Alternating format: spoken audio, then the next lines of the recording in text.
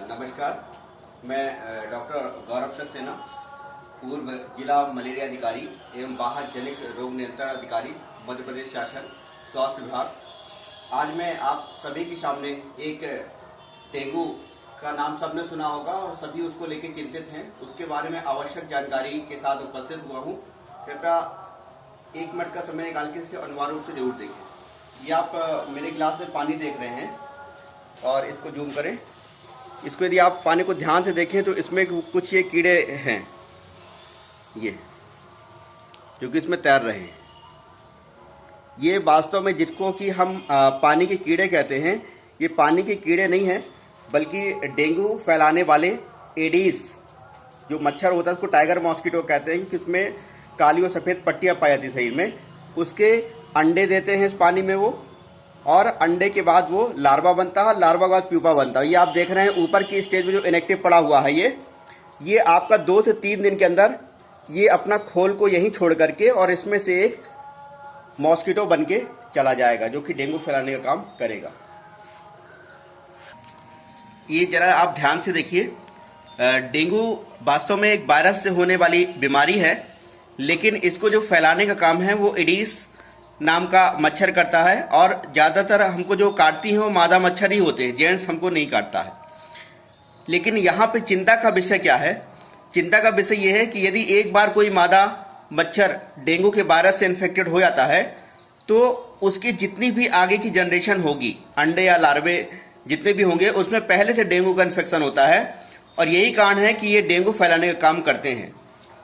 और जैसे ही हमें पता चलता है कि कहीं पर एक भी डेंगू का केस है, इसका मतलब कि वहाँ पर डेंगू से इन्फेक्टेड मच्छर उपस्थित है और उसकी बहुत सारी जनरेशन भी इस बीमारी को संक्रमित दूसरे स्वस्थ लोगों को करने के लिए तैयार है। ऐसी उपस्थिति में हमको ध्यान ये रखना है कि जब भी कोई ऐसा केस प्रकरण कहीं मिलता है तो हम ये चाहते हैं कि स्वास्थ्य विभाग की टीम हमारे पास आए। लेकिन एक बहुत सरल से काम है, ये जो मैंने पानी कलेक्ट किया है, ये आपके घरों में जो कूलर होते हैं, कूलर के पानी में आप ध्यान से देखिए, टार्च लगा करके आपको इस तरह का वहाँ पर कीड़े टाइप के दिखाई देंगे। जो आपके टायर आसपास पड़े हैं या कोई भी पानी ऐसा है जो 3 या 4 दिन से अधिक में रखा हुआ है, तो उसमें इस तरह के लार्वा और मच्छर के अंश बनते हैं। यहाँ पर आपको ध्यान ये रखना है कि जब भी आप इस तरह का कोई भी जमा हुआ पानी देखें तो उसको आप हटा दें। डेंगू फीवर होता क्या है?